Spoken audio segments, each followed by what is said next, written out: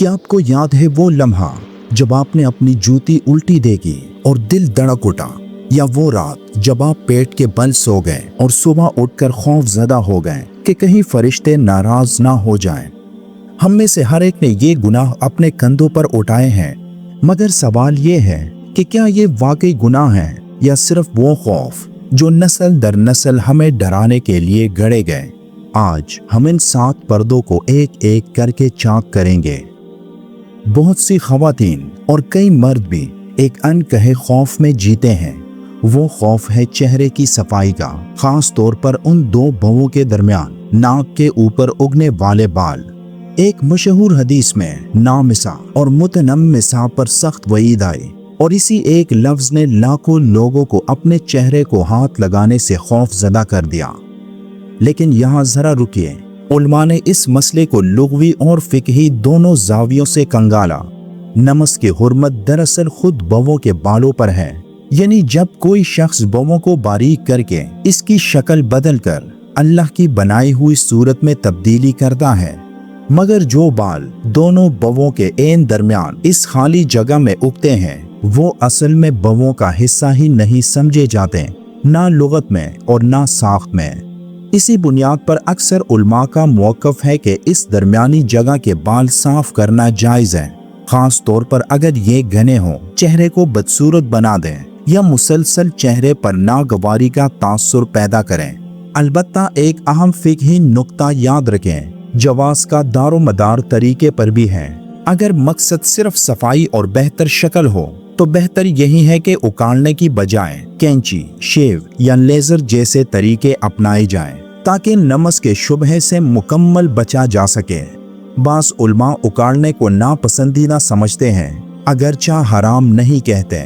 खुलासा ये कि बवों के दरमियान की सफाई ना लानत का मुस्तहिक अमल है, ना इतना संगीन जितना आम तौर पर मशहूर कर दिया गया।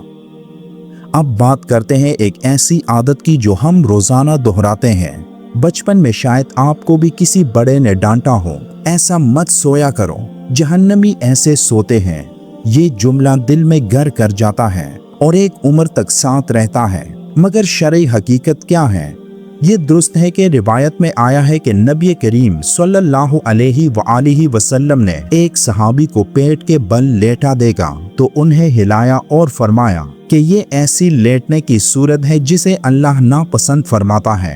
इसी बुनियाद पर जमहूर फुकहा ने इसे कराहत तंजीही करार दिया, यानी ऐसा अमल जिसे सुन्नत की पैरवी में छोड़ना बेहतर है, जो दाएं करवट पर सोने की तलकीन करती है। मगर याद रखें, फ़िक़ह में कराहत का मतलब हुर्मत हरगिज़ नहीं। इंसान मकरूह काम करने से गुनहगार नहीं होता, अलबत्ता उसे छोड़ने पर अजर ज़रूर मिलता है।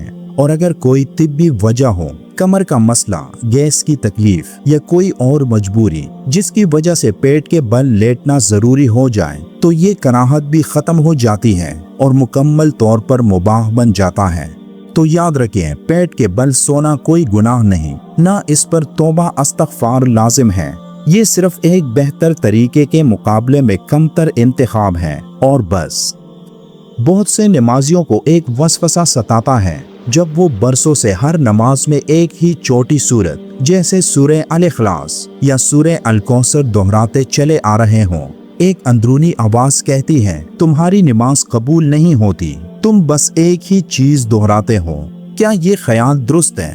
बिल्कुल नहीं। सूरह फातिहा के बाद हर रकात और हर नमाज में एक ही सूरत की तिलावत जायज़ और हलाल अमल है और इस पर उलमा का इजमा है। इसकी दलील खुद सुन्नत नबवी में मौजूद है। कुबा की मस्जिद के एक इमाम सहाबी अपनी हर रकात में सूरह इखलास पढ़ा करते थे, फिर कोई और सूरत मिला लेते या सिर्फ उसी पर इक्तिफा करते। जब ये बात नबी करीम सल्लल्लाहु अलैहि वसल्लम तक पहुंची और आपने वजह पूछी, तो सहाबी ने जवाब दिया कि वो इसे इसलिए पसंद करते हैं कि ये अल्लाह रहमान की सिफात पर मुश्तमिल है। नबी करीम सल्लल्लाहु अलैहि वसल्लम ने फरमाया कि इनकी ये मोहब्बत इन्हें जन्नत में ले जाने का सबब बनेगी। यहाँ से हमें ये समझ आता है कि तकरार ना नमाज को बातिल करता है, ना अजर कम करता है। हाँ, बेहतर और कामिल यही है कि इंसान अपनी तिलावत में तब्दीली रखे ताकि दिल ज़्यादा मुतासिर हो। اور قرآن کی مختلف آیات پر غور کرنے کا موقع ملے۔ لیکن اگر کوئی نمازی صرف ایک محبوب یا محفوظ سورت پر اکتفا کرے تو اس کی نماز مکمل طور پر درست ہے اور اس پر کوئی گناہ نہیں۔ اب ان گھریلو عادات کی طرف چلتے ہیں جو اجتماعی سوچ میں کب کی حرام بن چکی ہیں اور جن کا اصل ذمہ دار عام طور پر لوک روایتیں ہیں۔ پہلی عادت، نماز کے بعد مصلی زمین پر بچھا چھوڑنا۔ کتنی بار آپ کی امی یا دادی دوڑ کر آئیں اور چلائی، جلدی مصلی لپیٹو ورنہ شیطان اس پر نماز پڑھے گا۔ یہ ایک مزاحیہ گھریلو تصور ہے جس کی دین میں کوئی اصل موجود نہیں۔ شیطان سرے سے نماز پڑھتا ہی نہیں، اگر پڑھتا تو مومن ہوتا۔ مصلی صرف ایک کپڑا ہے جو سجدے کے دوران صفائی اور آرام کے لیے استعمال ہوتا ہے۔ اسے بچھا چھوڑنا مکمل طور پر حلال ہے، نہ یہ شیطان کو بلاتا ہے نہ اللہ کو ناراض کرتا ہے۔ اسے سمیٹنا صرف گھر کی صفائی اور دھول سے بچاؤ کا ایک انتظامی معاملہ ہے۔ دوسری عادت، جوتا الٹا رہ جانا۔ وہ لمحہ جب کسی کی نظر الٹے جوتے پر پڑتی ہے اور وہ گھبرا کر فوراً اسے سیدھا کرنے کو دوڑتا ہے، یہ کہتے ہوئے کہ یہ حرام ہے، یہ خالق کی بے ادبی ہے یا رزق روکتا ہے۔ یہ مکمل طور پر غلط عقیدہ ہے۔ اللہ اپنی بلندی اور عظمت میں ہے۔ ایک الٹا جوتا نہ اسے نقصان پہنچاتا ہے اور نہ اس کی شان میں کوئی کمی لاتا ہے۔ جوتا محض ایک بے جان چیز ہے جسے ہوا یا لوگوں کی حرکت الٹ دیتی ہے۔ الٹے جوتے کو سیدھا کرنا نفاذت اور اچھے ذوق کی بات ہے تاکہ اس کے تلوے کی گندگی نظر نہ آئے، مگر یہ عقیدہ کہ اسے چھوڑنا حرام ہے یا نحوست لاتا ہے محض ایک ایسی خرافت ہے جسے ہمیں اپنے ذہن سے نکال دینا چاہیے۔ ایک عورت اپنے گھر میں بیٹھی ہے، دل میں قرآن کی چند آیات پڑھنے یا اپنے حفظ کی گئی سورتیں دہرانے کی خواہش جاگتی ہے، مگر اس کے سر پر دوپٹہ یا حجاب نہیں، صرف عام گھریلو لباس ہے۔ اچانک وہ رک جاتی ہے، یہ سوچ کر کہ شاید یہ عمل حرام ہے یا قرآن کی بے ادبی ہے۔ اس تصور کو واضح کرنا ضروری ہے۔ عورت کے لیے اپنے گھر میں بغیر حجاب کے قرآن پڑھنا جائز ہے۔ حجاب نماز کی صحت کی شرط ہے اور غیر محرم مردوں کے سامنے نکلنے کی شرط، مگر قرآن کی تلاوت اور اسے پڑھنا خود نماز نہیں۔ گھر میں تلاوت کے وقت حجاب کا اہتمام کلام الہی کے ادب کا ایک مستحب پہلو ہے، مگر یہ شرعاً واجب نہیں۔ اگر عورت اپنے موبائل سے، حفظ سے یا خود مصحف سے طہارت اور مصحف کو کسی حائل کے ساتھ چھونے کا خیال رکھتے ہوئے، جو جمہور علماء کے نزدیک طہارت پر منحصر ہے، اپنے عام گھریلو لباس میں مکمل آزادی سے تلاوت کرے تو اس کی تلاوت درست ہے اور اسے پورا اجر ملتا ہے بغیر کسی کمی کے۔ یہ دین آسانی کا نام ہے، تو ایسی تفصیلات کی وجہ سے جو شریعت نے فرض ہی نہیں کی، اپنے آپ کو اجر سے محروم مت کیجیے۔ اب آتے ہیں ان چونکا دینے والے حقائق میں سے ایک کی طرف، جوتوں کے ساتھ نماز۔ اگر کوئی شخص مسجد میں جوتے پہن کر داخل ہو اور اسی حالت میں نماز پڑھنے لگے تو شاید لوگ اسے زبردستی باہر نکال دیں، یہ سمجھتے ہوئے کہ وہ دین کی بے حرمتی کرنے آیا ہے۔ ظاہر ہے آج کی مساجد قیمتی قالینوں سے مزین ہے جن کی صفائی اور طہارت کا خیال رکھنا ضروری ہے، اس لیے نظم و صفائی کی خاطر جوتوں سمیت داخلہ منع ہوتا ہے۔ مگر سوال یہ ہے، کیا جوتوں کے ساتھ نماز اصلاً حرام ہے؟ اس کا جواب بعض لوگوں کے لیے چونکا دینے والا ہے، نہیں، بلکہ یہ ایک سنت ہے جسے نبی کریم صلی اللہ علیہ وآلہ وسلم نے خود اپنایا۔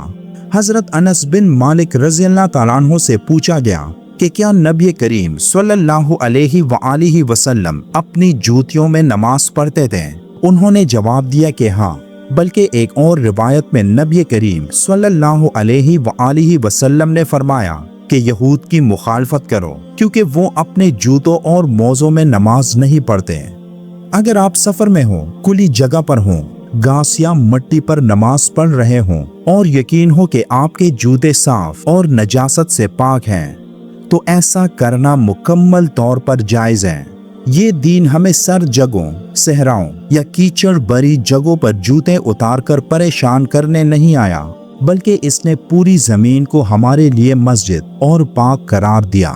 अल्लाह अपनी किताब में फरमाता है कि वो हमारे लिए आसानी चाहता है, मुश्किल नहीं। हराम करार देना एक अजीम शरई हुक्म है जो सिर्फ अल्लाह और उसके रसूल का हक है। बगैर इल्म के अल्लाह पर बात करना और जो चीज अल्लाह ने हलाल की उसे हराम करार देना इतना ही संगीन है जितना किसी हराम चीज को हलाल कहना। अपनी रोजमर्रा जिंदगी को गलत लोक रिवायात और बेबुनियाद खुराफात से पाक करना इस अजीम दीन की असल मिठास चखने की तरफ पहला कदम है। एक ऐसा दीन जो अकल, फितरत और आसानी पर मबनी है। अगली बार जब कोई आपको बड़े जोश से ये बताए कि फलां चीज हराम है तो खौफ से जवाब मत दीजिए, बल्कि तहकीक और सवाल से जवाब दीजिए। दलील कहाँ है? क्योंकि इल्म रोशनी है और शऊर इबादत।